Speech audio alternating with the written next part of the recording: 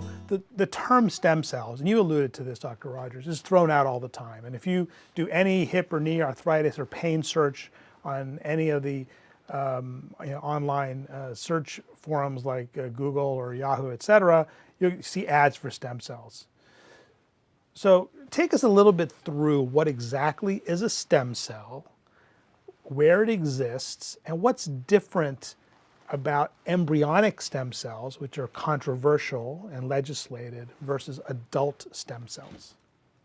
Okay, great question.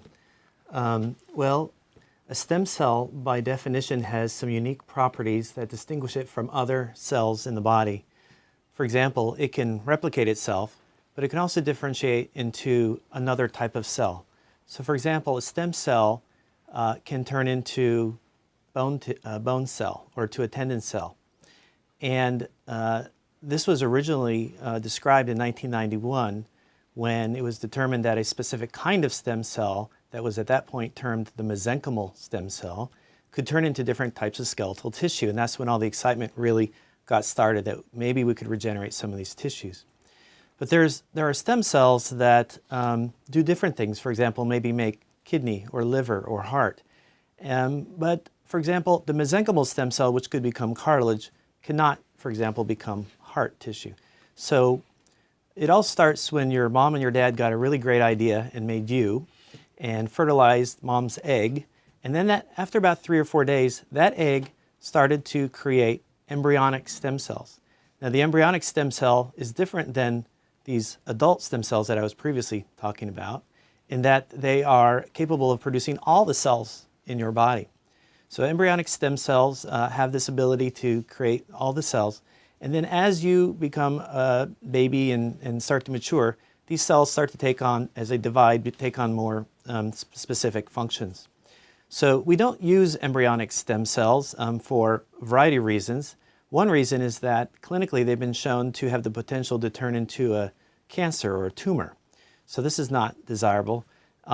So instead we, at this point, are limited to using what we would call adult-derived stem cells. So these adult stem cells are found throughout your entire body. You actually have them throughout your entire body right now.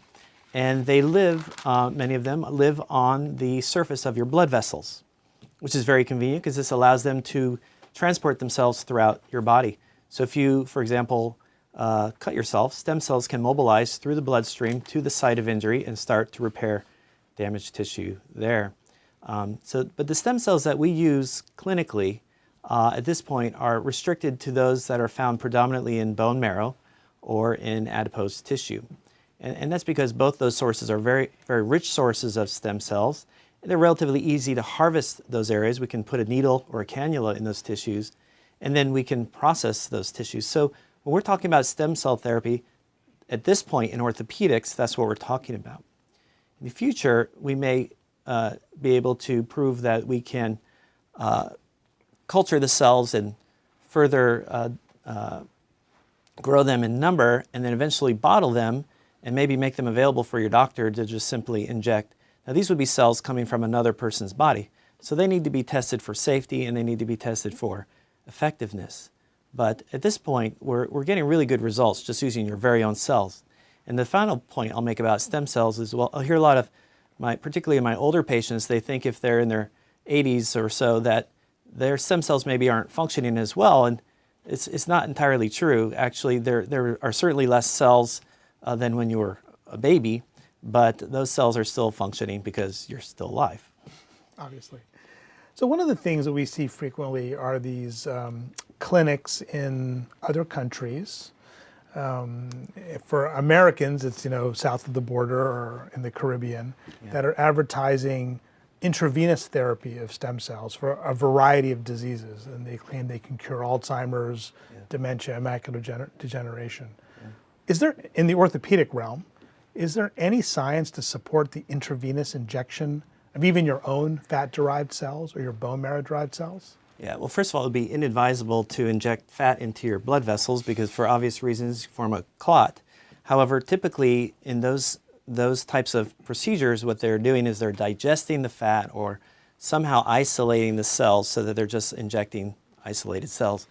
To answer your question, no, there aren't any published studies that I'm aware of that have shown any efficacy. Furthermore, we know that when we inject these cells intravenously, many of them take up residence in the lung. So that may be great if you have lung disease, but a lot of them probably don't make it to the site. So when we do our stem cell-based therapies, we are basically injecting these cells at the site of tissue injury.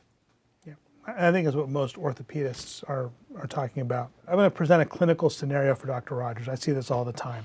75-year-old patient, mild to moderate osteoarthritis. Yesterday their knee was great. They played too much pickleball, and now their knee is very painful. It's swollen. You do the typical things, rest, we take out the fluid. They eventually get an MRI. Either I order it or their primary care doctor orders, and they come back to me, and they do have mechanical symptoms, but they also have osteoarthritis. So they're having buckling and catching, which we know from earlier will respond to an arthroscopic treatment. But they have arthritis, which we know is not going to respond, at least not in the long term, to the arthroscopic treatment. But I feel they're not ready for a knee replacement. It's too premature. They've only had this problem for a few weeks. Why would you jump straight to a knee replacement?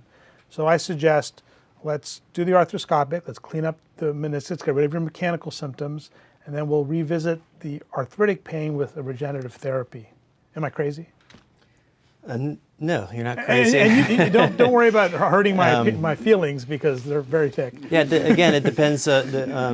In the case as you presented it, we have an active 75-year-old person who has some degenerative changes in the joint, and it wasn't clear to me whether it had only been a few weeks or if it had been an on-again, off-again problem over a long period of time. That makes a difference. Their symptoms are relatively new because of this acute injury. Yes. Right, but obviously the arthritis didn't develop 3 weeks ago. It's No. been progressing for a long period of time.